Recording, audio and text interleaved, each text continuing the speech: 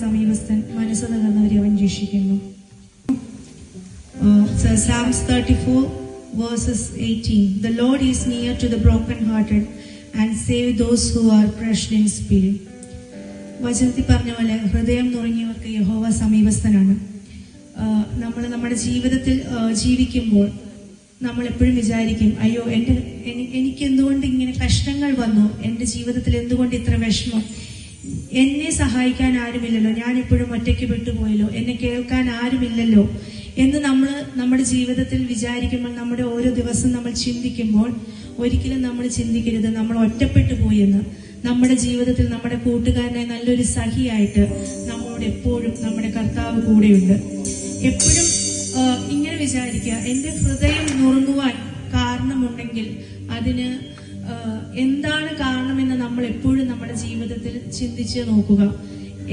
എൻ്റെ തെറ്റാണോ, അതെയോ ഞാൻ എന്തെങ്കിലും ചെയ്തത് കൊണ്ടാണോ ചെയ്യാത്തത് കൊണ്ടാണോ എന്ന് നമ്മൾ എപ്പോഴും ചിന്തിക്കുക.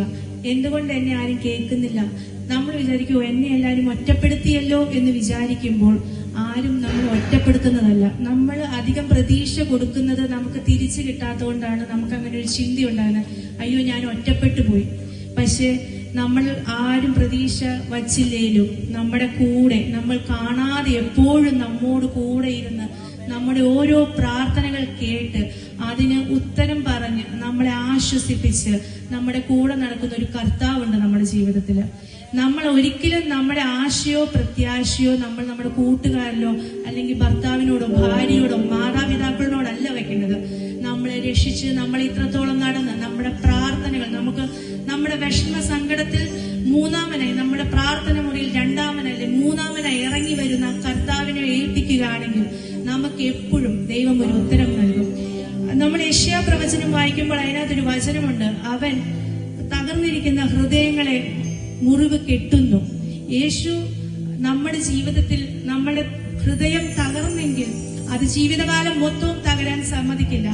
നീ നിന്റെ പ്രാർത്ഥനാ മുറിയിൽ ഒരു നിമിഷം മുട്ടുമടക്കിയിട്ടുണ്ടെങ്കിൽ കർത്താവ് അവിടെ നിന്റെ മുമ്പിൽ വന്ന്, നമുക്ക് ഡിപ്രഷൻ ആവട്ടെ, നമുക്ക് സങ്കടമാവട്ടെ, വിഷമമാവട്ടെ, ആ നിന്റെ ഒരു വാക്കിനാൽ അപ്പാ എനിക്ക് സങ്കടമുണ്ട്, അപ്പാ ഞാൻ ഒറ്റപ്പെട്ടു പോയി എന്ന ഒരു പ്രാർത്ഥന മതി നമ്മുടെ ജീവിതത്തിൽ.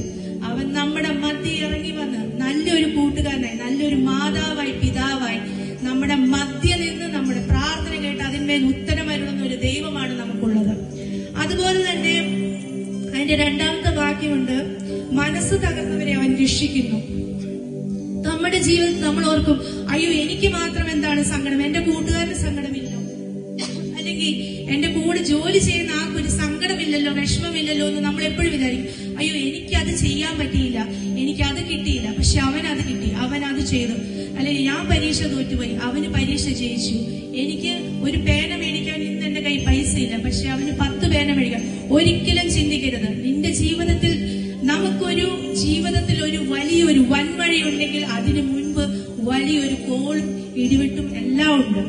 അപ്പൊ നമ്മൾ നമ്മുടെ മനസ്സ് തകർന്ന് വിഷമിക്കരുത്.